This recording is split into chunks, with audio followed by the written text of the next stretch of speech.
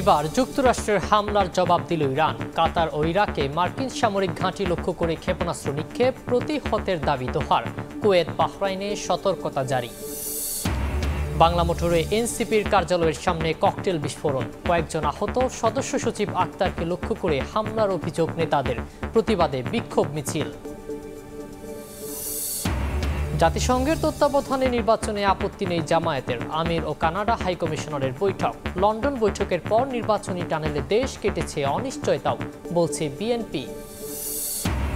বিতর্কিত নির্বাচনের মামলায় আদালতের কাঠগড়ায় সাবেক সিইসি নুরুল হুদা, 4 দিনের রিমান্ড। গ্রেফতারের সময় মব সৃষ্টির অভিযোগে একজন আটক। এবং বাড়ছে করোনার দাপট, একদিনে 3 জনের মৃত্যু। ডেঙ্গুর চোখ রাঙানির সঙ্গে যোগ হয়েছে চিকুনগুনিয়া। ঢাকায় মশা নিয়ন্ত্রণে অবিলম্বে প্রয়োজনীয় পদক্ষেপ নিতে 2 সিটিকে হাইকোর্টের নির্দেশ।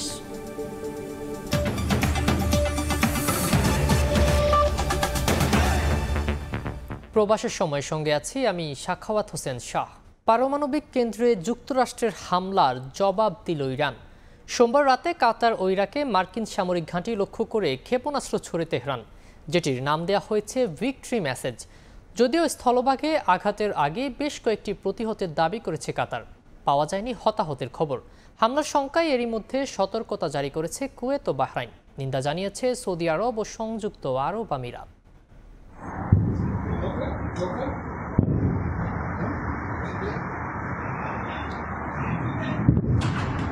কাতারের বাসিন্দাদের জন্য এটি ছিল ভিন্ন রকম অভিজ্ঞতা। ক্ষেপণাস্ত্র হামলার আগেই সাইরেনের শব্দেই ভীত সন্ত্রস্ত হয়ে পড়েন অনেক বাসিন্দা। স্থানীয় সময় সোমবার রাতে কাতারে অবস্থিত মার্কিন সামরিক ঘাঁটি আল উদেইদ লক্ষ্য করে এই ক্ষেপণাস্ত্র ছোড়ে ইরান।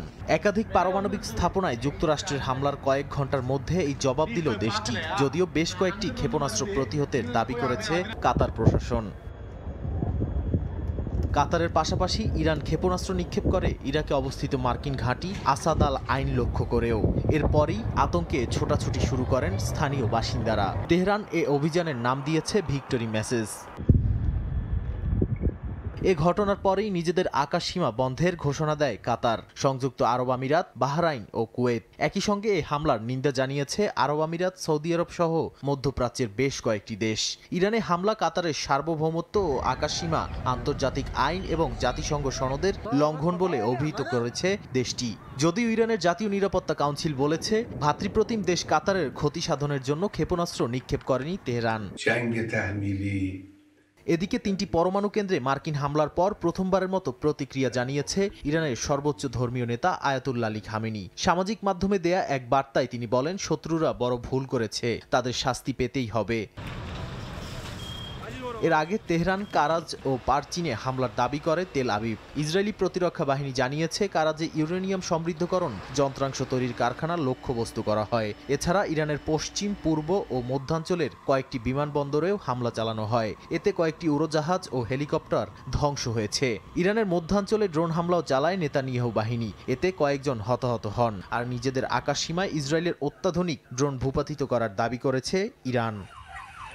নাদিম মারজান, সময় সংবাদ।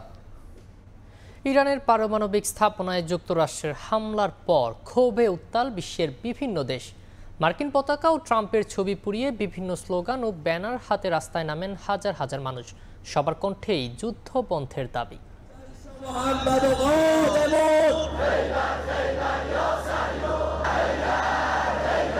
সবার কণ্ঠে একই slogan, no compromise, no surrender. পিছু হটা নয়, প্রতিশোধই একমাত্র পথ। এমন শপথে উত্তাল ইরানের রাজধানী তেহরান। যুক্তরাষ্ট্রের বিমান হামলার পরদিনই বিক্ষোভে নামেন হাজারো মানুষ, যেখানে সামিল হন খোদ প্রেসিডেন্ট পেজেশকিয়ানো। ইসরায়েলকে পুরোপুরি ধ্বংস করে মার্কিন ঘাঁটিগুলোতে আঘাত হানার হুঁশিয়ারিও দেন তিনি। এই যুগে যখন শত্রুরা কোনো আইন বা নীতিমালার প্রতি দায়বদ্ধ নয়, আমাদের উচিত সামরিক বিকল্পে এগিয়ে যাওয়া। ইসরায়েলকে ধ্বংস করে যুক্তরাষ্ট্রের ঘাঁটিগুলোর ওপর আঘাত হেনে তাদের অঞ্চল ছাড়তে বাধ্য করতে হবে। আমেরিকা খুব বড় একটি ভুল করেছে। আমরা বহু বছর ধরে এই ভুল ভুলের অপেক্ষায় ছিলাম। এখন আমরা তাদের এমনভাবে জবাব দেব যাতে তারা সারা জীবন তা মনে রাখে। তেহরানে ক্ষোভের আগুন ছড়িয়েছে কানাডা ও লস অ্যাঞ্জেলেসেও। শত শত মানুষের কণ্ঠে যুদ্ধ বন্ধের দাবি। কেউ কেউ পুড়িয়েছেন মার্কিন পতাকা। তারা বলছেন, ফিলিস্তিনে গণহত্যা চালিয়ে যেতে এই যুদ্ধ বাধাতে চান ট্রাম্প। যুক্তরাষ্ট্রে বসবাসরত ইরানিরা বলছেন, পরিবারের কাউকে হারাতে চান না তারা। গতকাল বোমা বর্ষণের খবর শুনে আমি সত্যি স্তম্ভিত হয়ে গিয়েছিলাম। কংগ্রেসের তদারকি নেই, প্রেসিডেন্ট নিজেই সিদ্ধান্ত নিয়েছেন। পাকিস্তানের করাচিতেও বিক্ষোভে নামেন হাজারো মানুষ। যুক্তরাষ্ট্র ও ইসরায়েলের পতাকা পুড়িয়ে ক্ষোভ জানান তারা। তাদের দাবি, জাতিসংঘ সনদের চরম লঙ্ঘন করেছে যুক্তরাষ্ট্র। ট্রাম্পকে শীর্ষ সন্ত্রাসী হিসেবে আখ্যা দিয়েছেন ফিলিপিন্সের বিক্ষোভকারীরা। ইয়াসমিন অনন্যা, সময় সংবাদ। হরমুজ প্রণালী বন্ধের সিদ্ধান্ত কার্যকর হলে বিশ্ব বাজারে বাড়বে জ্বালানির দাম। বিকল্প পথে আমদানিতে বাড়বে পরিবহন ব্যয়। মধ্যপ্রাচ্য থেকে বাংলাদেশে এলএনজি আমদানিতেও প্রভাব পড়বে বলছেন বিশ্লেষক। তবে পেট্রোবাংলার চেয়ারম্যান জানালেন, জুলাই পর্যন্ত এলএনজি কেনা থাকায় আপাতত স্থিতিশীল থাকবে দাম। তবে দীর্ঘমেয়াদে সংকট হলে প্রভাব পড়তে পারে।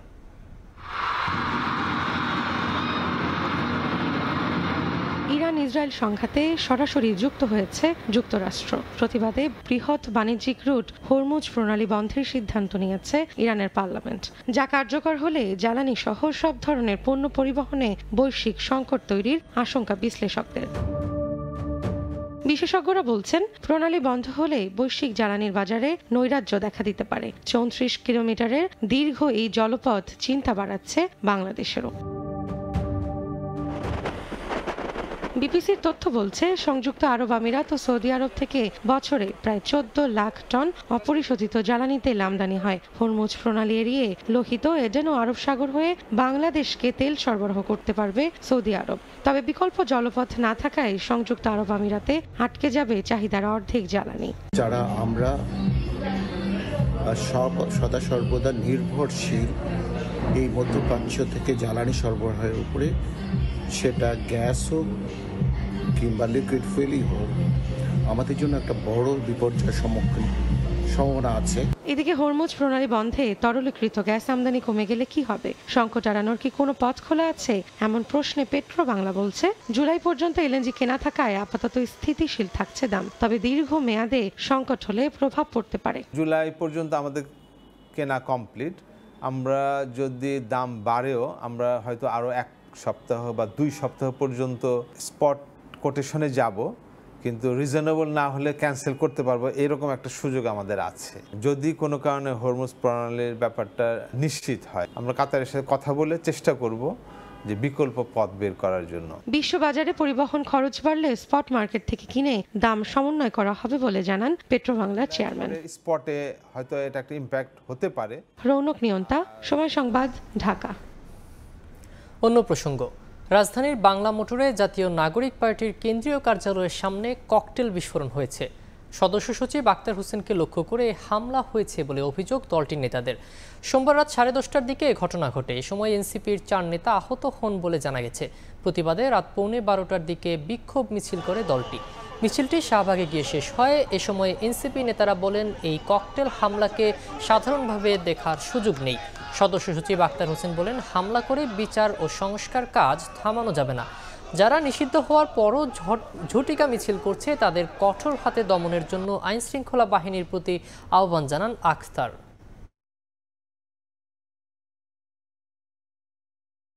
ককটেল বিস্ফোরণ করে, গ্রেনেড নিক্ষেপ করে, আমাদের উপরে হামলা করে কোনোভাবেই সংস্কারের কার্যক্রমকে দাবিয়ে রাখা যাবে না।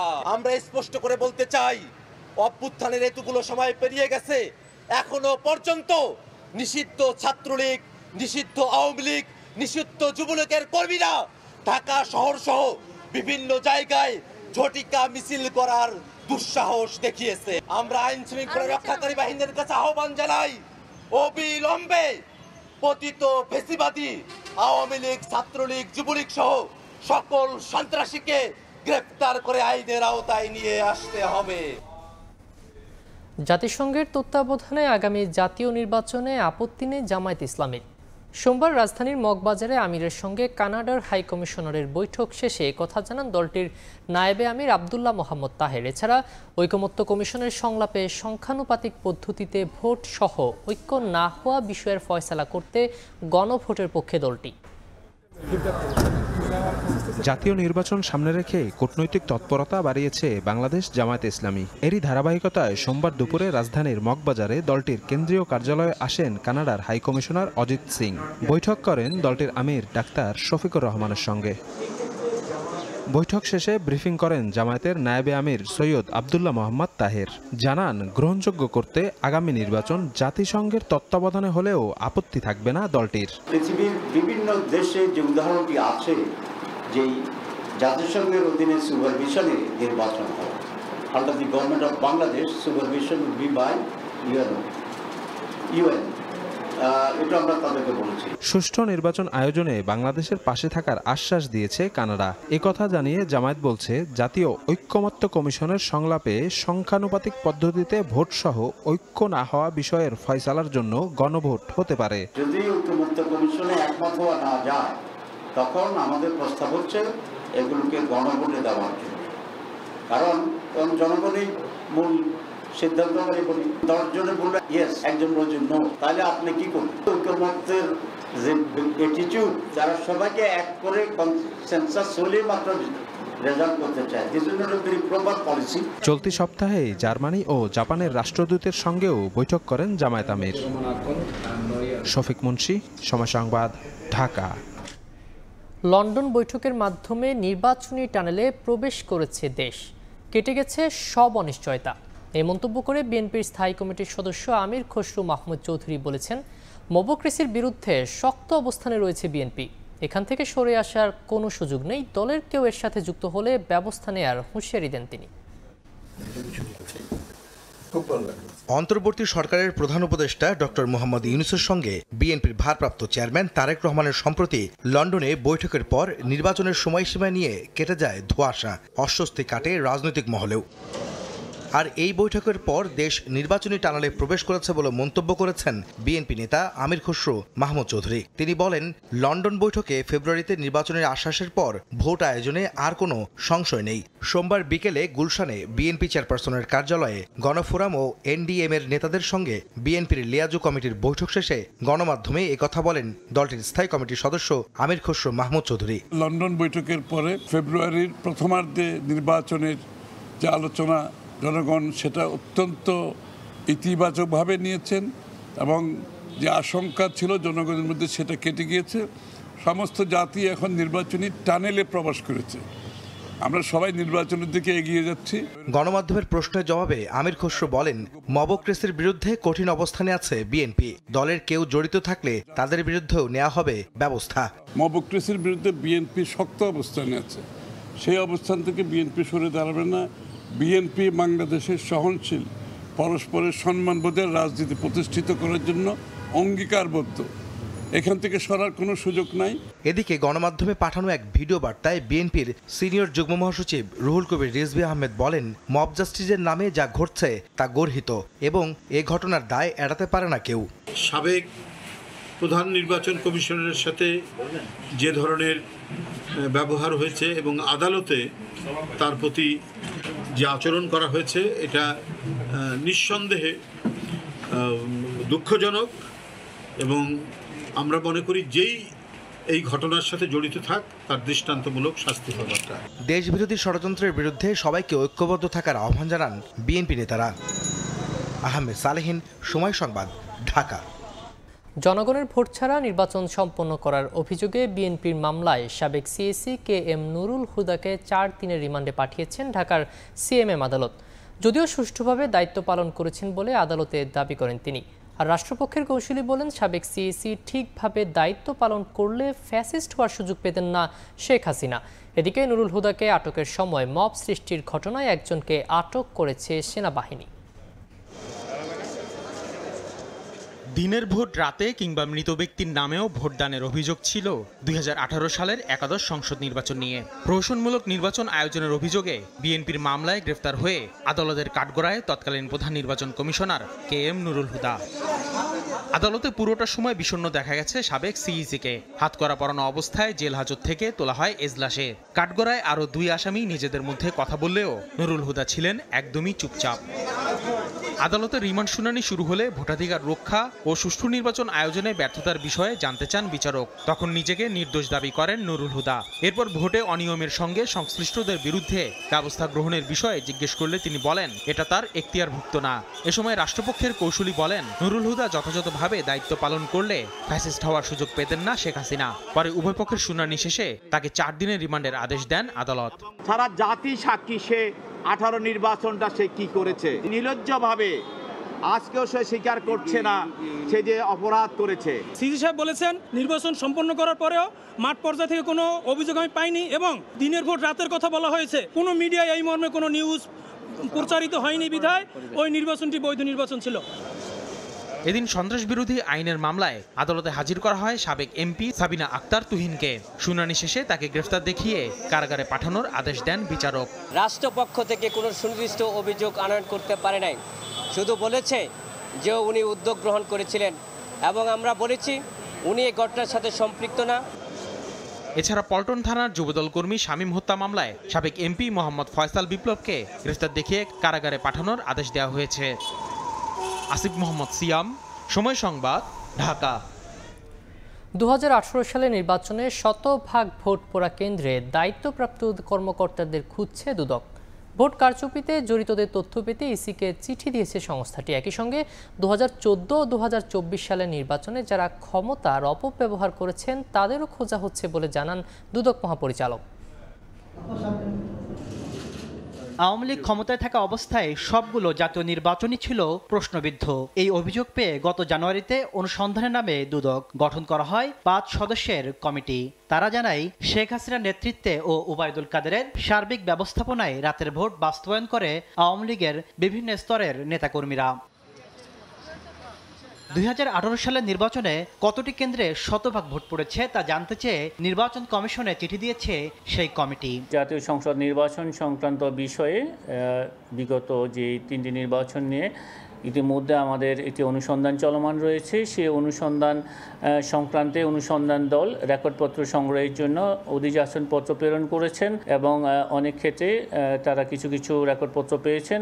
আরও যেসব তথ্যাদি প্রয়োজন সেই জন্য তারা কাজ করছেন। 2018 সালে নির্বাচনে সিইসির দায়িত্ব পালনকারী KM নুরুল হুদাকে গ্রেফতার প্রসঙ্গে দুদক মহাপরিচালক জানান অনুসন্ধান কমিটি চাইলে তাকে এই অভিযোগে গ্রেফতার দেখাতে পারে। আমাদের যে অনুসন্ধান দল রয়েছেন এইটা তাদের এখতিয়ার, তারা যদি মনে করেন কোনো আসামিকে গ্রেপ্তার করার প্রয়োজন এই পর্যায়ে সেই উদ্যোগ তারা নেবে। এদিকে ইসলামী ব্যাংক থেকে 1000 কোটি টাকার বেশি আত্মসাতের অভিযোগে দুদকের মামলায় ব্যাংকটির সাবেক এমডি মনিরুল মাওলাকে আদালতের মাধ্যমে কারাগারে পাঠানো হয়েছে। তাসলিম তৌহিদ, সময় সংবাদ, ঢাকা। রাজধানীর যাত্রাবাড়ী থানার হত্যা মামলায় সাবেক মন্ত্রী আনিসুল হক, সালমান এফ রহমান ও শাহজাহান খানকে 2 দিন করে রিমান্ডের আদেশ দিয়েছেন ঢাকার সিএমএম আদালত। এছাড়া বিভিন্ন থানার হত্যা মামলায় সাবেক এমপি কাজী মনিরুল ইসলাম মনুকে 1 দিন ও সাবেক রিয়ার অ্যাডমিরাল সোহাইলকে 3 দিনের রিমান্ড আদেশ দেওয়া হয়েছে। মামলার সুষ্ঠু তদন্তের স্বার্থে প্রত্যেককে 5 দিন করে রিমান্ডে নেয়ার আবেদন করেন তদন্ত কর্মকর্তা। কিন্তু শুনানির এক পর্যায়ে সব মামলাকে ভুতুড়ে মামলা বলে দাবি করেন শাহজাহান খান, দায়ী করেন রাষ্ট্রপক্ষের আইনজীবীকে। তবে এই সকল অভিযোগ অবান্তর বলে মন্তব্য করেন কৌশলী। 2000 ছাত্র জনতাকে গুলি করে হত্যা করা হয়েছে রাজপথে এবং ভ্যানের উপরে তাদেরকে রেখে আগুন দিয়ে পেট্রোল দিয়ে জ্বালিয়ে দেওয়া হয়েছে। এগুলিকে যদি শাহজাহান খান ভূতের গল্প বলেন তাহলে জাতির কাছে এটা হাস্যকর ছাড়া কিছু নয়। ওনার এই বক্তব্যগুলি বিজ্ঞ আদালত গ্রহণ করেনি এবং ওনাকে এই ধরনের বক্তব্য থেকে নিবৃত্ত থাকার জন্য আদালত ওনাকে নির্দেশ দিয়েছে। পরে উভয় পক্ষের শুনানি শেষে 3 আসামিকেই 2 দিন করে রিমান্ডের আদেশ দেন বিচারক। এছাড়া বিভিন্ন থানার হত্যা মামলায় সাবেক এমপি কাজী মনিরুল ইসলাম মনুকে 1 দিন, রিয়ার অ্যাডমিরাল সোহেলকে 3 দিন এবং সাবেক এমপি আকম সারওয়ার জাহান বাদশাহ ও সাবেক প্রতিমন্ত্রী ABM তাজুল ইসলামকে গ্রেফতার দেখিয়ে কারাগারে পাঠানোর আদেশ দেন আদালত। যাদেরকে গ্রেফতার দেখানো হয় তাদেরকে জেল হাজতে প্রেরণ করা হয়, আর যাদের বিরুদ্ধে রিমান্ড মঞ্জুর করা হয় তাদেরকে জিজ্ঞাসাবাদ করার জন্য তদন্তকারী কর্মকর্তার কাছে তাদেরকে ন্যস্ত করা হয় জিজ্ঞাসাবাদ করার জন্য। রাষ্ট্রপক্ষের আইনজীবী আরও জানান জুলাই হত্যাযজ্ঞের বিচার প্রক্রিয়ার মানদণ্ড নিয়ে প্রশ্ন তোলার সুযোগ নেই। আসিফ মোহাম্মদ সিয়াম, সময় সংবাদ, ঢাকা। আওয়ামী লীগ সরকারের 15 বছরে 3 থেকে 3,500 মানুষ গুম হয়েছে বলে ধারণা গুম কমিশনের। যদিও এ পর্যন্ত অভিযোগ এসেছে 1850 জনের, যার মধ্যে আবার 350 এখনও নিখোঁজ। তাদের খোঁজে চিঠি দেওয়া হয়েছে পুলিশকে, তথ্য চাওয়া হয়েছে ভারতের কাছেও। গুম কমিশনের দ্বিতীয় অন্তর্বর্তী প্রতিবেদনে গুমে জড়িত দেশের 7 সংস্থার পাশাপাশি ভারতীয় গোয়েন্দা বাহিনীরও ভয়াবহ নির্যাতনের চিত্র ফুটে উঠেছে। জড়িত 17 কর্মকর্তার নাম এসেছে প্রতিবেদনে। মাসুদুর রহমানের রিপোর্ট। বেশিরভাগ ক্ষেত্রেই সাদা পোশাকে অপহরণের পর গাড়িতে করে নিয়ে যাওয়া হয় অজ্ঞাত স্থানে। তদন্তে উঠে এসেছে গুমের পর প্রতিরক্ষা গোয়েন্দা সংস্থা ডিজিএফআই এর joint interrogation cell, JIC, RAB একের task force for interrogation, TFI বা র্যাব সদর দপ্তরের গ্লাস হাউস সহ 16টি গোপন বন্দিশালায় রাখা হতো ভুক্তভোগীদের। এসব বন্দিশালা থেকে ফিরে ভুক্তভোগীরা ভয়াবহ নির্যাতনের চিত্র তুলে ধরেছেন। নখ উপড়ে ফেলা, নখের ভেতর সুই ঢোকানো, ইলেকট্রনিক শক দেয়া, ঘূর্ণায়ন চেয়ারে নির্যাতন সহ নানা কৌশল। খেতে না দেওয়া ঠিকমতো, তারপরে হচ্ছে পচা জিনিস খেতে দেওয়া, রাতের পর রাত ঘুমোতে দেয় নাই। সো এই জিনিসগুলো অনেক ভিকটিমদের ক্ষেত্রে রয়েছে। কমিশনে এ পর্যন্ত দেশের 36 জেলার 1850 জন ভুক্তভোগী গুমের অভিযোগ করেছেন। তারা বন্দী থাকা অবস্থায় আরো 2 থেকে 3 জনের তথ্য দিয়েছেন। সেই হিসেবে গুমের সংখ্যা 3 থেকে 3,500 হতে পারে বলে ধারণা তদন্তকারীদের। ভিকটিমদের পরিণতি কি হয়েছে, পর্যায়ক্রমে আমরা কতগুলো ফাইল যেটা আমরা পুলিশকে দিয়েছি, যে শুধু তদন্ত না, তাদের সন্ধানটা জানার ব্যাপারটাও তাদেরকে প্রায়োরিটাইজ করতে হবে। গুমের সঙ্গে police, RAB, DB, CTTC, DGFI, NSI ও বিজিবির সম্পৃক্ততা পেয়েছে কমিশন। তবে ডিজিএফআই ও র্যাব সবচেয়ে বেশি যৌথভাবে গুমের ঘটনা ঘটিয়েছে। এখানেই শেষ নয়, ভারতীয় বাহিনীর মাধ্যমে সে দেশে করা হয়েছে গুম। বাংলাদেশের প্রচলিত যতগুলো আইন প্রয়োগকারী সংস্থা বা তদন্তকারী সংস্থা বা আপনার হচ্ছে গোয়েন্দা সংস্থা আছে, প্রত্যেকটা বাহিনীর সদস্যরাই কিন্তু এইগুলির সাথে জড়িত ছিল। প্রতিবেদনে গুমে অভিযুক্ত করা হয়েছে র্যাবের সাবেক 4 মহাপরিচালক, 7 অতিরিক্ত মহাপরিচালক, 6 গোয়েন্দা শাখার পরিচালককে। গুমের মতো ন্যাক্কারজনক অপরাধে জড়িতদের দৃষ্টান্তমূলক শাস্তির আহ্বান নিরাপত্তা বিশ্লেষকদের। যেটা সর্বোচ্চ শাস্তি সেটা দিতে হবে, সে সেনাবাহিনী হোক বা বাংলাদেশের নাগরিক হলে তো হলো। আর ভারতের নাগরিকটা ব্যাপারটা আমরা কূটনৈতিকভাবে দেখবো, এখানে কোনো কম্প্রোমাইজের কোনো স্কোপ নাই। সবচেয়ে বেশি গুমের ঘটনায় জড়িত থাকার অভিযোগে র্যাবকে বিলুপ্তি এবং অপব্যবহার হওয়ায় 2009 সালের সন্ত্রাস বিরোধী আইন সংশোধনের সুপারিশ গুম কমিশনের।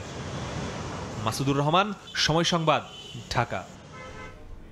নতুন বাংলাদেশ তৈরির জন্য জুলাই গণঅভ্যুত্থানে 4 জন স্কাউট জীবন দিয়েছেন, যা বিশ্বের ইতিহাসে বিরল বলে জানিয়েছেন প্রধান উপদেষ্টা ডক্টর মোহাম্মদ ইউনূস। সোমবার তেজগাঁওয়ে নিজ কার্যালয়ে স্কাউটদের শাপলা কাব অ্যাওয়ার্ড তুলে দেন প্রধান উপদেষ্টা। এ সময় প্রধান অতিথির বক্তব্যে নিজের স্কাউটস জীবনের স্মৃতি রোমন্থন করেন ডক্টর ইউনূস। জানান 7ম শ্রেণীতে থাকতে স্কাউটের সঙ্গে যুক্ত হন।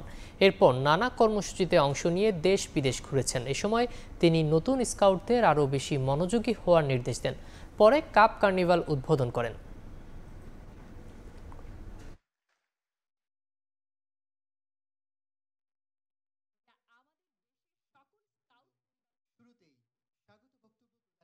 বিশ্বের স্কাউটিংয়ের ক্ষেত্রে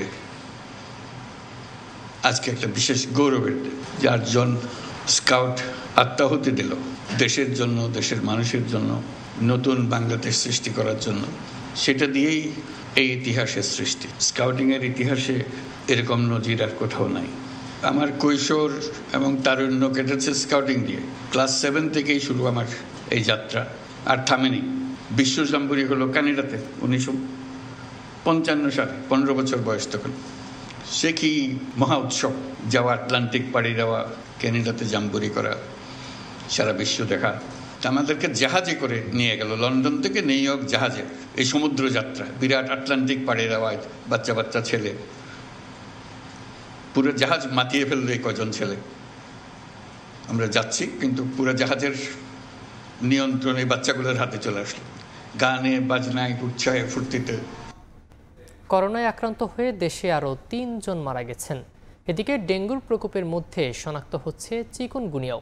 3 রোগের লক্ষণ প্রায় একই হওয়ায় জনমনে বাড়ছে উদ্বেগ। তবে আতঙ্কিত না হয়ে সবাইকে সচেতন হওয়ার পরামর্শ বিশেষজ্ঞের। করোনা ভাইরাসে আক্রান্ত হয়ে একদিনে 5 জনের মৃত্যুতে জনমনে বাড়ছে উদ্বেগ।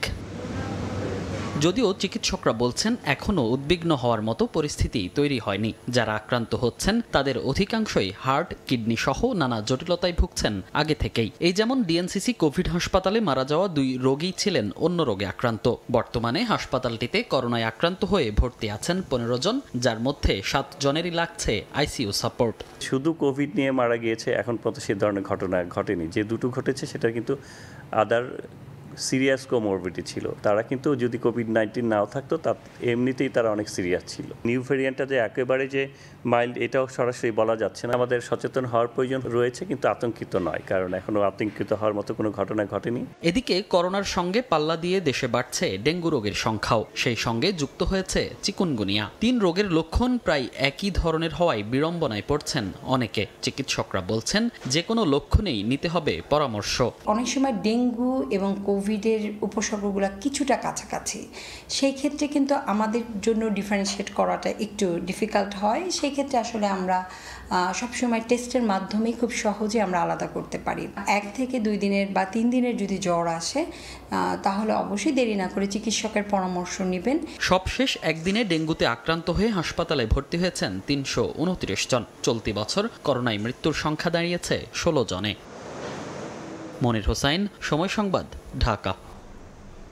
ঢাকায় মশা নিয়ন্ত্রণে অবিলম্বে প্রয়োজনীয় পদক্ষেপ নিতে 2 সিটি কর্পোরেশনকে নির্দেশ দিয়েছেন হাইকোর্ট। সোমবার কোর্টের এক আইনজীবীর করা রিটের প্রাথমিক শুনানি শেষে বিচারপতি হাবিবুল গনি ও বিচারপতি শেখ তাহসিন আলীর হাইকোর্ট বেঞ্চ এই আদেশ দেন। ঢাকার 2 সিটি কর্পোরেশনের প্রতি এ নির্দেশ দিয়ে পদক্ষেপের বিষয়ে 2 মাসের মধ্যে প্রতিবেদন দিতে বলা হয়েছে।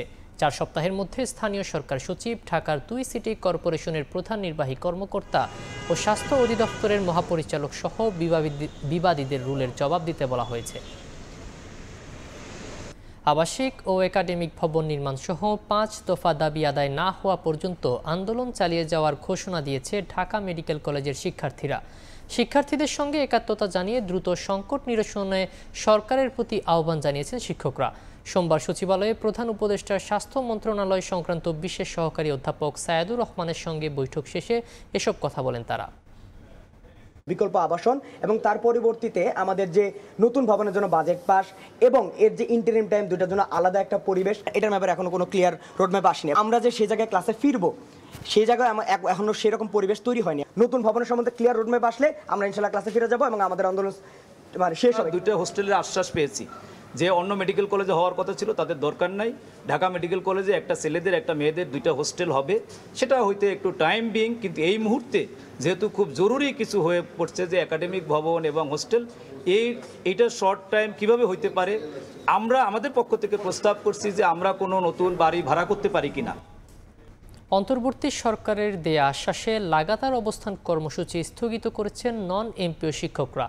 সোমবার জাতীয় প্রেস ক্লাবে 3 দিনের অবস্থান কর্মসূচি শেষে আন্দোলন স্থগিতের ঘোষণা দেয় সম্মিলিত নন এমপিও ঐক্য পরিষদ। পরিষদের নেতারা জানান সরকার আগামী 15 দিনের মধ্যে এমপিও ভুক্তির দৃশ্যমান পদক্ষেপ নেবে এবং বাজেটে বরাদ্দ রাখবে এমন আশ্বাস পেয়েই কর্মসূচি স্থগিত করা হয়েছে। আসন্ন এইচএসসি ও অর্ধবার্ষিক পরীক্ষা বিবেচনায় নিয়েও তারা এই সিদ্ধান্ত নিয়েছেন। 15 দিনের মধ্যে দাবি মেনে না নেওয়া হলে আরও কঠোর কর্মসূচির ঘোষণা দেবেন তারা। এই পরিবেশটার জন্য দায়ী শিক্ষা উপদেষ্টা এবং শিক্ষা সচিব। যদি ওনারা আমাদের কথা রাখতো তাহলে আজকে এই পরিণতি দেশবাসীকে দেখতে হতো না। 2 সপ্তাহের মধ্যে যদি সরকার আমাদের নন এমপিও শিক্ষা প্রতিষ্ঠান এমপিওভুক্ত না করে তাহলে আমরা কঠিন থেকে কঠোর সিদ্ধান্ত গ্রহণ করব। জাতীয় রাজস্ব বোর্ড আলাদা করে জারি করা প্রজ্ঞাপন বাতিল এবং চেয়ারম্যানের পদত্যাগের দাবিতে আবারও কলম বিরতি কর্মসূচি পালন করেছেন প্রতিষ্ঠানটির কর্মকর্তা কর্মচারীরা। ঢাকাসহ সারা দেশের স্থানীয় কার্যালয় ও কাস্টমস অফিসে সোমবার সকাল 9টা থেকে দুপুর 12টা পর্যন্ত কর্মসূচি পালন করেন তারা। মঙ্গল ও বুধবার একই কর্মসূচি পালনের ঘোষণা দেওয়া হয়েছে। চেয়ারম্যানকে অপসারণ না করলে 28 জুন থেকে কমপ্লিট শাটডাউন পালনের ঘোষণা দেওয়া হয়েছে। এনবিআরকে ভেঙে রাজস্ব নীতি ও রাজস্ব ব্যবস্থাপনার নামে আলাদা দুটো বিভাগ চালু করতে 12 মে রাতে প্রজ্ঞাপন জারি করে সরকার। তবে প্রতিষ্ঠানটির কর্মকর্তা কর্মচারীদের প্রতিবাদের মুখে তা আগামী 31 জুলাই পর্যন্ত স্থগিত করা হয়েছে। এর মাঝে এটি বাস্তবায়ন প্রক্রিয়া সহজ করতে একটি কমিটি গঠন করে সরকার। সেখানে এনবিআর সংস্কার ঐক্য পরিষদের অংশীদারিত্ব না থাকায় আবারও কলম বিরতি পালন করছেন প্রতিষ্ঠানটির কর্মীরা। অন্যায়ভাবে আমাদের আন্দোলনের সম্মুখ সারির আমাদের মেধাবী অফিসারদেরকে বাংলাদেশের বিভিন্ন জায়গায় তারা বদলি করে দিয়েছে। সত্যিকার অর্থে সংস্কার করতে হয়, রিফর্ম করতে হয়, তাহলে এই চেয়ারম্যানকে রেখে কোনো সংস্কার হবে না। সোমবার সকাল 9টা থেকে দুপুর 12টা পর্যন্ত কলম বিরতি পালনের পর সংবাদ সম্মেলনে এনবিআর সংস্কার ঐক্য পরিষদ জানায়, দাবি আদায় না হলে আগামীতে তারা কঠোর কর্মসূচির দিকে যাবে। পদত্যাগ করতে হবে বোর্ড চেয়ারম্যানকেও। আগামী 24 জুন 2025 খ্রিস্টাব্দ তারিখে আন্তর্জাতিক যাত্রী সেবা এবং রপ্তানি ব্যতীত কাস্টমস ও ভ্যাট বিভাগের সকল দপ্তরে 9টা থেকে দুপুর 5টা পর্যন্ত সকল কর্মকর্তা কর্মচারীদের রাজস্ব ভবনে অবস্থান এবং কলম বিরতি। সংবাদ সম্মেলনে বলা হয়, চেয়ারম্যানকে অপসারণ না করা হলে আগামী 28 জুন থেকে আন্তর্জাতিক যাত্রী সেবা ব্যতীত কর, কাস্টমস ও ভ্যাট বিভাগের সকল দপ্তরে লাগাতার কমপ্লিট শাটডাউন চলবে। সাইফুল ইসলাম, সময় সংবাদ, ঢাকা। বিশ্ব বাণিজ্যে নানা অনিশ্চয়তা ও দেশের রাজনৈতিক অস্থিরতার পরও ইউরোপের বাজারে বেড়েছে বাংলাদেশের পোশাক রফতানি। চলতি বছরে জানুয়ারি ও এপ্রিলে আয় হয়েছে প্রায় $807 কোটি, যা বছর ব্যবধানে 24% বেশি। প্রবৃদ্ধিতে ইউরোপের বাজারে চীনকেও ছাড়িয়ে গেছে বাংলাদেশ। ট্রাম্পের চড়া শুল্ক নীতির পরও যুক্তরাষ্ট্রের বাজারে বাংলাদেশের তৈরি পোশাক রফতানি তার প্রবৃদ্ধি ধরে রেখেছে। এই ধারা অব্যাহত আছে ইউরোপেও। চলতি বছরের প্রথম 4 মাসে ইউরোপীয় ইউনিয়নে $806.96 কোটি তৈরি পোশাক রফতানি করেছে বাংলাদেশ, যা গেল বছরের একই সময়ের তুলনায় 23.98% বেশি। ট্রাম্পের বাণিজ্য নীতির কারণে বিশ্বজুড়ে যে অস্থিরতা তৈরি হয়েছে তার মাঝেও ইউরোপের বাজারে তৈরি পোশাক রফতানির উল্লেখযোগ্য প্রবৃদ্ধিতে সন্তোষ প্রকাশ করেছেন ব্যবসায়ীরা। আমাদের বাইরের সাথে যে আমাদের সুসম্পর্ক বজায় রয়েছে, আমরা যে কমিটমেন্ট অনুযায়ী কাজ করতে পারছি, আমাদের কমপ্লায়েন্স এবং সেফটিতে আমরা যে জায়গাতে আমরা নিজেদেরকে নিয়ে গিয়েছি, আমরা মনে হয় এই জায়গা থেকে আমরা প্রবৃদ্ধি আরো উত্তর বৃদ্ধি করতে পারবো। কিন্তু আমাদেরকে জ্বালানি নিশ্চয়তা একটু দেওয়ার ব্যবস্থা করতে হবে। এদিকে রফতানি বেড়েছে চীন, ভারত, পাকিস্তান ও কম্বোডিয়ারও। সবচেয়ে বেশি $838.76 কোটি তৈরি পোশাক রফতানি করেছে চীন, প্রবৃদ্ধি 21%। এরপরেই রয়েছে বাংলাদেশ। অন্তরা সেন, সময় সংবাদ, ঢাকা। পরিবেশ ও জীববৈচিত্র্য রক্ষায় সুনামগঞ্জের টাঙ্গুয়ার হাওরের গোলাবাড়ি ওয়াচ টাওয়ার এলাকায় সব ধরনের নৌযান চলাচল নিষিদ্ধ করা হয়েছে। প্রশাসনের এই উদ্যোগকে স্বাগত জানিয়েছেন পর্যটকরা। নির্দেশ না মানলে কঠোর ব্যবস্থা নেওয়া হবে বলে জানিয়েছে স্থানীয় প্রশাসন। বর্ষার শুরুতে পর্যটকের ঢল নামে সুনামগঞ্জে টাঙ্গুয়ার হাওরে। ওয়াচ টাওয়ারের চারপাশ ঘিরে নোঙর করা হয় শত শত নৌযান। পর্যটকরা ঘুরে যাবার পর ওয়াচ টাওয়ারের 1 কিলোমিটার এলাকা জুড়ে ছড়িয়ে ছিটিয়ে থাকে প্লাস্টিক পণ্য আর ময়লা আবর্জনা। এমনকি হিজল করজ বাগানের গাছের ডালপালাও ভেঙে ফেলেন অনেকে। ঘুরতে আসা মানুষের অসচেতনতায় হুমকির মুখে প্রাকৃতিক পরিবেশ। One time single use plastic থেকে শুরু করে উচ্চ শব্দে গান থেকে শুরু করে সবকিছু নিয়েই আসলে একটা জগা খিচুড়ি হয়ে যায় ওই জায়গাটা। গাছগুলার মাঝে বোটগুলা না লাগায় তাহলে অনেকটাই পরিবেশ ভালো থাকবে। এই অবস্থায় গোলাবাড়ি ওয়াচ টাওয়ার এলাকায় সব ধরনের নৌযান চলাচল নিষিদ্ধ করেছে স্থানীয় প্রশাসন। ইতিমধ্যে আমাদের উপজেলা নির্বাহী অফিসার ওই এলাকায় অভিযান পরিচালনা করছে। আমরা হাউস বোট মালিক যারা আছেন, নেতৃবৃন্দ আছে, তাদের সাথে কথা বলেছি। তারা আমাদেরকে অঙ্গীকার করেছে তারা তাদের হাউস বোট ওয়াচ টাওয়ার এলাকায় নেবেন না। প্রশাসনের এই উদ্যোগকে স্বাগত জানিয়েছেন পর্যটকরা। আমরা চাইবো যাতে কিছু টুরিস্ট পুলিশ, তারপরে হচ্ছে আনসার বাহিনী ওইখানে যদি মোতায়েন করা হয় তাহলে এই যে নীতিমালাগুলো দেওয়া হয়েছে সেগুলো আরও বেশি বলবৎ হবে। গাছ ভেঙে যায় এবং পরিবেশ দূষণ হয়, যেটা প্রশাসন যে দৃষ্টি নিয়েছে আরও আগে নেওয়ার কথা ছিল। প্রতি বছর টাঙ্গুয়ার হাওর ও তাহিরপুরের নীলাদ্রি লেক, জাদুকাটা নদী, বাড়িটিলা, শিমুল বাগান এলাকায় ভ্রমণ করেন লাখো পর্যটক। সময় সংবাদ, সুনামগঞ্জ। বন্ধুত্বপূর্ণ সম্পর্ক ও পারস্পরিক স্বার্থে গঠিত অংশীদারিত্বের ধারাবাহিকতা বজায় রাখার প্রত্যয় ব্যক্ত করেছেন বাংলাদেশ কোস্টগার্ড ও অস্ট্রেলিয়ান বর্ডার ফোর্সের প্রতিনিধিরা। সোমবার আগারগাঁওয়ে বাংলাদেশ কোস্টগার্ড সদর দপ্তরের অস্ট্রেলিয়ান বর্ডার ফোর্সের প্রতিনিধি দলের সঙ্গে সৌজন্য সাক্ষাতে এ নিয়ে আলোচনা হয়। এ সময় বাংলাদেশ ও অস্ট্রেলিয়ার মধ্যে বিদ্যমান সামুদ্রিক নিরাপত্তা ও সহযোগিতা বৃদ্ধির পাশাপাশি সামুদ্রিক আইনের যথাযথ প্রয়োগ, আঞ্চলিক সচেতনতা বৃদ্ধি এবং সক্ষমতা বিকাশে দুই দেশের যৌথ অংশীদারিত্বকে আরও জোরদার করার গুরুত্ব উঠে আসে। বছরের সবচেয়ে উত্তাপময় দিনগুলো পার করল জার্মানি। রোববার সর্বোচ্চ তাপমাত্রা রেকর্ড করা হয় ৩৭ ডিগ্রি সেলসিয়াস। পরিবেশ বিজ্ঞানীরা বলছেন পৃথিবীর উষ্ণতার বৃদ্ধির কারণেই প্রকৃতির এই বিপর্যয়। বিস্তারিত জানাচ্ছেন বিটু বড়ুয়া। গরমে হাঁসফাঁস জনজীবন, একে তো বৃষ্টির নেই দেখা, তার উপর প্রচণ্ড গরমে নাভিশ্বাস সাধারণ নাগরিকদের। এমন চিত্র ইউরোপের দেশ জার্মানিতে। দিনভর সূর্যের রুদ্রমূর্তি থেকে বাঁচতে কেউ আশ্রয় নিয়েছেন গাছের ছায়ায়, কেউ বা হ্রদের কাছে গিয়ে প্রাণ জোড়ানোর নিরন্তর চেষ্টা চালিয়ে গেছেন। স্থানীয় সময় রোববার জার্মানির প্রায় সব অঞ্চলেই সর্বোচ্চ তাপমাত্রা ছিল ৩০ ডিগ্রি সেলসিয়াসের উপরে, যা বছরের সর্বোচ্চ তাপমাত্রার রেকর্ড ছুঁয়েছে। এদিন রেকর্ড সর্বোচ্চ তাপমাত্রা ৩৭ ডিগ্রি সেলসিয়াস ছিল জার্মানির বাডেন-ভিউর্টেনবার্গ অঙ্গরাজ্যের মানহাইম ও পার্শ্ববর্তী অঞ্চল কার্লসরুয়েতে। এই গরমটা কিন্তু কখনো শুরুর দিকে দেখিনি। এই রিসেন্ট বছরগুলোতে এগুলো আমরা প্রচুর দেখছি। আবার বৃষ্টির ঘাটতিটা অবশ্যই চোখে পড়ছে। আমরা চেষ্টা করছি একটু পানির কাছাকাছি আসতে। এখানে আমরা আজকে ওয়ানজিতে এসেছি যাতে লেকের পাশে আমরা আর একটু ভালো ফিল করি, খুব বেশি গরম যেন না লাগে। তাপমাত্রার এমন ঊর্ধ্বগতিতে বাসিন্দাদের ঠান্ডা স্থানে অবস্থানের নির্দেশনা দেয় কর্তৃপক্ষ। পর্যাপ্ত পানি পান ও ফলমূল খাওয়ার পরামর্শ চিকিৎসক পুষ্টিবিদদের। রোদ্রের গরম থেকে বাঁচার জন্য আমাদের প্রত্যেকের সেফটির জন্য আমাদের সম্পূর্ণ প্রয়োজনীয় জিনিস রাখতে হয়, যেমন ফল, ফ্রুট, পানি, মাথার টুপি এবং ইত্যাদি। এই সব জিনিসগুলো সবসময় আমাদের সংগ্রহ করতে হয়। এদিকে তাপমাত্রা বৃদ্ধি, বাতাসের তীব্রতা ও শুষ্কতার কারণে দাবানলের সংখ্যায় বাডেন-ভিউর্টেনবার্গ প্রদেশের সবুজায়িত এলাকাগুলোতে ৫ নম্বর সতর্কতা সংকেত দিয়েছে জার্মান আবহাওয়া অধিদপ্তর। দেশটির সাধারণ নাগরিকদের যেখানে সেখানে আগুন না জ্বালানোর আহ্বান জানিয়েছে মের্স প্রশাসন। তবে আসছে সপ্তাহ থেকে পরিস্থিতি স্বাভাবিক হবে বলেও জানায় আবহাওয়া অফিস। গত কয়েক বছর ধরে জার্মানিতে উষ্ণতা বৃদ্ধির বিষয়টি অবশ্যই আশঙ্কাজনক। এর ফলে দাবানলের সৃষ্টি, ফসলহানি এবং একই সাথে বন জঙ্গল পুড়ে যাওয়ার আশঙ্কাকে উড়িয়ে দিচ্ছেন না অনেকেই। তাই পৃথিবীর উষ্ণতা বৃদ্ধি রোধের আহ্বান পরিবেশ বিজ্ঞানীদের। জার্মানি থেকে বিটু বড়ুয়া, সময় সংবাদ। ভারতের দিল্লিতে অবৈধভাবে বসবাসের অভিযোগে 10 বাংলাদেশিকে আটক করা হয়েছে। পুলিশ জানায় আটককৃতদের মধ্যে 6 জনকে দিল্লির চাঁদনী মহল এবং 4 জনকে মহিপালপুর এলাকা থেকে আটক করা হয়। তাদের মধ্যে 2 শিশু রয়েছে। তারা সবাই বাংলাদেশের যশোর জেলার সোহরানপুর গ্রামের বাসিন্দা। এরই মধ্যে তাদের দেশে ফেরত পাঠানোর প্রক্রিয়া চলছে। এদিকে ভারতে প্রবেশের সময় ভুয়া পরিচয়পত্র ব্যবহারের অভিযোগে পশ্চিমবঙ্গে এক বাংলাদেশি নাগরিককে গ্রেফতার করেছে পুলিশ। এর আগে গুজরাটে অবৈধভাবে বসবাসের অভিযোগে গেল কয়েকদিনে 2 শতাধিক বাংলাদেশিকে আটক করে রাজ্য পুলিশ।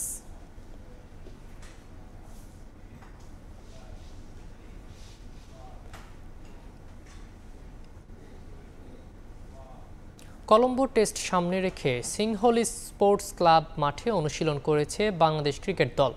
শুরুতে ফুটবল খেলে গা গরম করেন ক্রিকেটাররা। এরপর হেড কোচ, সিনিয়র সহকারী কোচকে নিয়ে উইকেট দেখেন অধিনায়ক নাজমুল হোসেন শান্ত। সুস্থ হয়ে পুরোদমে অনুশীলন করেছেন ওয়ানডে অধিনায়ক মেহেদী হাসান মিরাজও। কলম্বো থেকে তারেক হাসান শিমুলের রিপোর্ট। ঐতিহাসিক সিংহলিজ স্পোর্টস ক্লাব মাঠে ঢুকেই অধিনায়ক নাজমুল হোসেন শান্তর গন্তব্য উইকেটের দিকে। কলম্বো টেস্ট যে বড় পরীক্ষা, গলের ধারাবাহিকতা ধরে রাখার চ্যালেঞ্জও বটে। ছোটখাটো একটা মিটিং সেরে নিলেন head coach Phil Simmons, Mohammad Salauddin আর শান্ত। উইকেট বিবেচনায় সাজাতে হবে একাদশ, তাই গভীর মনোযোগে উইকেট পর্যবেক্ষণ করলেন অধিনায়ক আর কোচিং স্টাফরা। অনুশীলন শুরুর আগে ফুটবল খেলায় মাতলেন ক্রিকেটাররা। গা গরম সেশন শেষে স্কিল ট্রেনিংয়ে মনোযোগ দেন তারা। প্যাড আপ হয়ে কেউ গেছেন নেট সেশনে, আবার কেউ করেছেন ফিল্ডিং অনুশীলন। অনুশীলনে মেহেদী হাসান মিরাজের উপস্থিতি স্বস্তির পরশ দিয়েছে পুরো দলে। সুস্থ হয়ে দলের সঙ্গে পুরোদমে অনুশীলনে টাইগারদের ওয়ানডে অধিনায়ক। রঙিন পোশাকের দলটাও ঘোষণা হলো। ওয়ানডে সিরিজ নিয়ে ভাবার এখন সময় কই, আরও একটা টেস্ট ম্যাচ যে বাকি। লিটন দাসের সঙ্গে খানিকক্ষণ আলোচনা শেষে চলে যান নেটে। সেখানে মুশফিককে বোলিং করেন ভালোই চ্যালেঞ্জ জানান টাইগার ব্যাটারকে। কলম্বো টেস্ট দিয়ে যে ফিরতে মুখিয়ে এই ক্রিকেটার তা স্পষ্ট। অধিনায়ক শান্তও তার অপেক্ষায়। আমি সবসময় বলি মিরাজ কিন্তু খুব গুরুত্বপূর্ণ একজন প্লেয়ার আমাদের টিমের জন্য, কারণ ব্যাটিং এবং বোলিং যেভাবে কন্ট্রিবিউট করে প্রত্যেকটা ম্যাচে কিন্তু ইম্প্যাক্টফুল ব্যাটিংয়ে ইনিংস থাকে এবং বোলিংয়ে ইম্প্যাক্টফুল বোলিং থাকে। সো ও আসাতে অবশ্যই টিমের ব্যালেন্সটা আর একটু ভালো হবে এবং আমি আশা করব যে সে এই ম্যাচে ভালোভাবে দলের জন্য কন্ট্রিবিউট করতে পারবে। সাদমান ব্যাটিং করেন মূল মাঠে, তাকে বোলিং করেন হাসান মাহমুদ, নাহিদ রানারা। ফিল্ডিং কোচের ক্লাসে সময় দেন জাকের, বিজয় খালেদরা। লম্বা সময় তাদের পরীক্ষা নেন জেমস পেমেন্ট। এরপর ব্যাটিং অনুশীলন করেন লিটন, জাকেররাও। তবে শান্ত ছিলেন বিশ্রামে। স্লিপ ফিল্ডিংয়ের সময় আঙ্গুলে চোট পেয়েছেন টাইগার অধিনায়ক। অনুশীলন শেষে ক্রিকেটাররা খানিকটা আড্ডায় মজেছেন। বাহিরে নানা আলোচনা সমালোচনা থাকলেও ক্রিকেটারদের দেখে বোঝার উপায় নেই তারা কোনো ধরনের চাপ কিংবা সমালোচনার মাঝে আছেন। নির্ভার বলতে হয় দলকে। তবে একটা চিন্তার কারণ নিশ্চয়ই উঁকি দিয়েছে অধিনায়ক নাজমুল হোসেন শান্ত। হাতে যে ব্যথা পেয়েছেন সেটা আসলে কতটুকু ঘোরতর সেটাই এখন দেখার বিষয়। কলম্বো থেকে তারেক হাসান শিমুল, সময় সংবাদ, শ্রীলঙ্কা। টেস্ট অধিনায়কত্ব ছাড়ার গুঞ্জন উঠলেও এখনই এ বিষয়ে কোনো মন্তব্য করতে চান না নাজমুল হোসেন শান্ত। আপাতত তার পূর্ণ মনোযোগ লঙ্কানদের বিপক্ষে শেষ টেস্টে। প্রথম টেস্টে ব্যক্তিগত মাইলফলকের জন্য খেলার কারণে ড্র মানতে হয়েছে, এমন সমালোচনারও জবাব দিয়েছেন বাংলাদেশ অধিনায়ক। তবে দ্বিতীয় টেস্টের আগে ভালো প্রস্তুতি নিতে চায় টাইগাররা। ইতিবাচক ফলাফলের প্রত্যাশা শান্তর। কলম্বো থেকে তারেক হাসান শিমুলের আরেকটি রিপোর্ট। নাজমুল হোসেন শান্ত বরাবরই আছেন আলোচনায়। গলে 2 ইনিংসে সেঞ্চুরি করেও স্বস্তিতে থাকার উপায় কই। ম্যাচ ড্র হওয়ায় আলোচনা উঠেছে ব্যক্তিগত মাইল ফলকের জন্যই কি খেলেছেন টাইগার অধিনায়ক। গেল টেস্টের শেষ দিনের প্রথম সেশনে 50-র আগে মুশি আর সেঞ্চুরির আগে শান্ত স্লো খেলেছেন ঠিকই, তবে সেটা ছিল দলের প্রয়োজনে। আর সেই সিদ্ধান্ত এসেছে সবার পরামর্শে। তাই এককভাবে কোনো ক্রিকেটারকে দোষ দেওয়ার পক্ষে নন শান্ত। আমরা হয়তো জিততে পারতাম বা কিছু ইন্ডিভিজুয়াল মাইলস্টোনের ব্যাপার ছিল। মুশি ভাইয়ের কথা এখানে অনেক জায়গায় আসছে, আমারও কিছু জায়গায় কথা আসছে। ইন্ডিভিজুয়াল মাইলস্টোনের জন্য এই টিমে কেউই খেলে নাই। সবার সাথে ডিসকাস করে টিমের জন্য যেটা ভালো হবে ওই ডিসিশনটাই নেওয়া হয়েছে। আলোচনায় হট ইস্যু অভিমান থেকে টেস্ট অধিনায়কত্ব ছাড়তে পারেন নাজমুল হোসেন শান্ত। গণমাধ্যমের এমন গুঞ্জন নাকি আগেও শুনেছেন টাইগার অধিনায়ক। এবারের খবরের সত্যতা কতটুকু শান্ত অবশ্য রহস্যের খোলাসা করেননি, তবে কিছুটা ইঙ্গিত দিয়েছেন। আলোচনা তো এই টেস্টের আগে থেকেই হচ্ছে, আলোচনা হতে থাক। আমি এই বিষয়ে এই মুহূর্তে কোনো কমেন্ট করতে চাই না, কারণ 2 দিন পরে টেস্ট ম্যাচটা ভালোভাবে খেলতে চাই। টেস্ট ম্যাচটাতে ভালোভাবে কন্ট্রিবিউট করতে চাই অ্যাজ এ ক্যাপ্টেন হিসেবে, অ্যাজ এ ব্যাটার হিসেবে। টেস্টের দোহাই দিয়ে প্রশ্ন এড়িয়ে গেলেও বিষয়গুলো নিয়ে আলোচনা হচ্ছে ঠিকই। এমন পরিস্থিতি কতটা প্রভাব ফেলে ড্রেসিং রুমে শান্তও স্বীকার করলেন প্রভাব পড়তে পারে দলের উপর। এই ধরনের আলোচনা অ্যাটলিস্ট 7-8 দিন আগে থেকে না হওয়া ভালো, বা তারও আগে, যত আগে কমপ্লিট হয়ে যাবে ততই ভালো।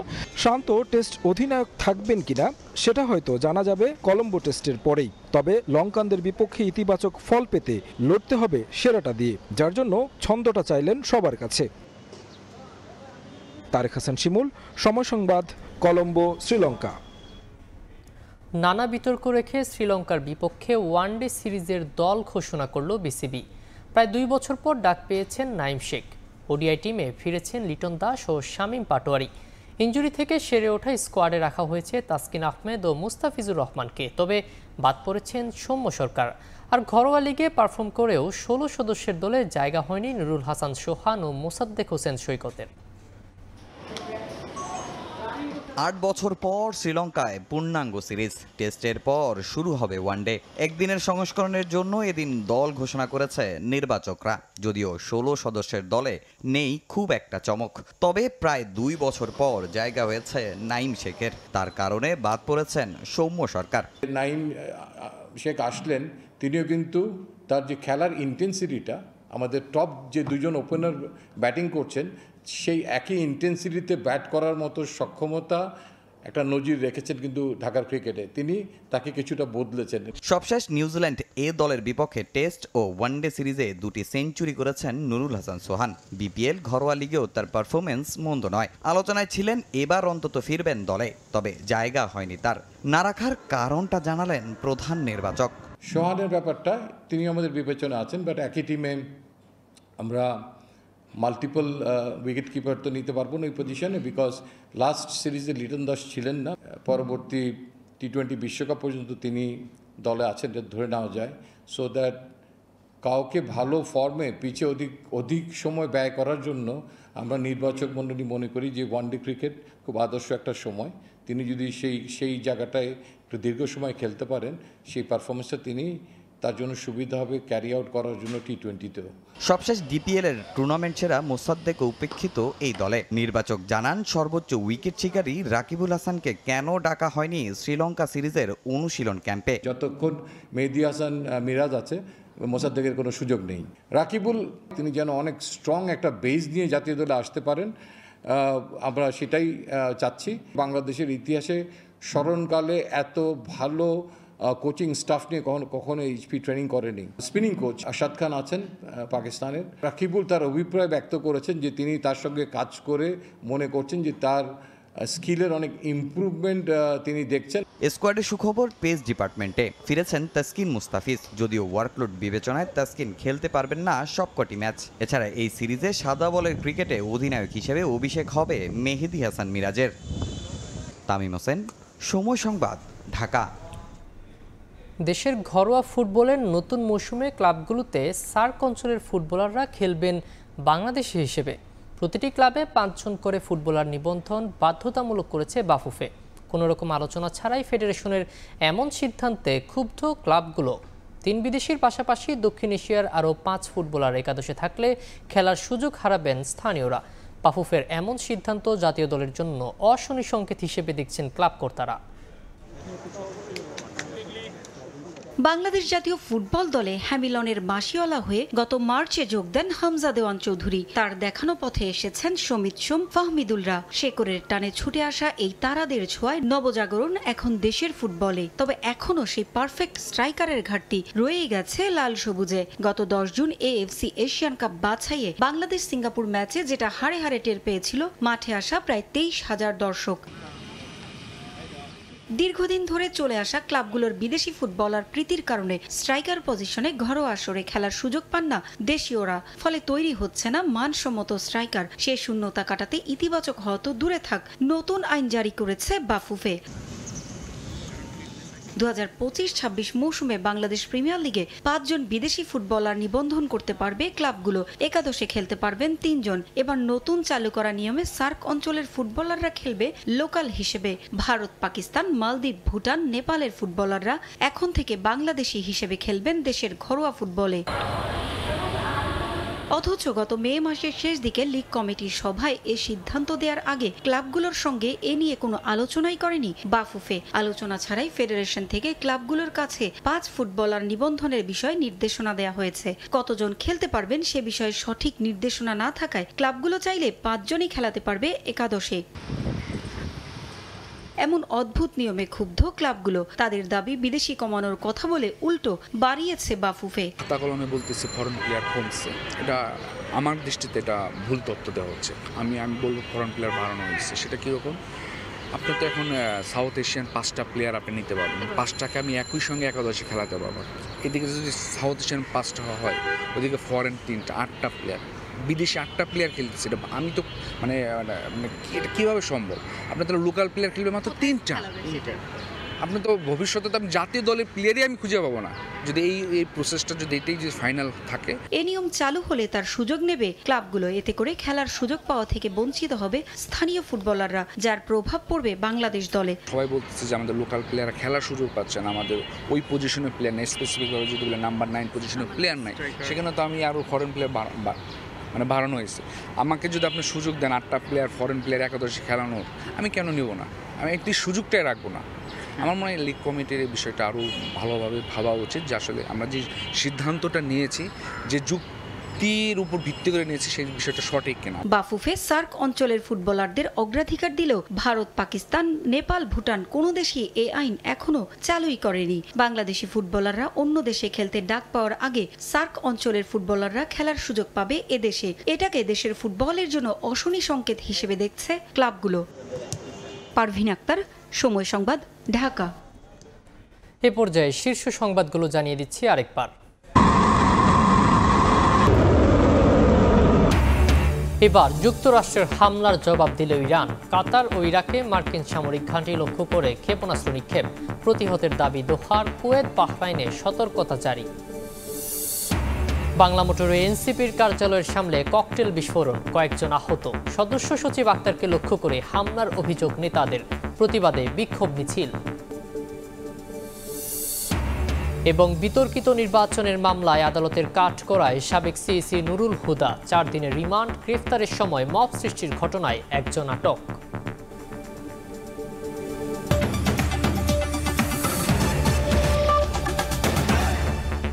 এই ছিল প্রবাসের সময়। সঙ্গেই থাকুন সময়।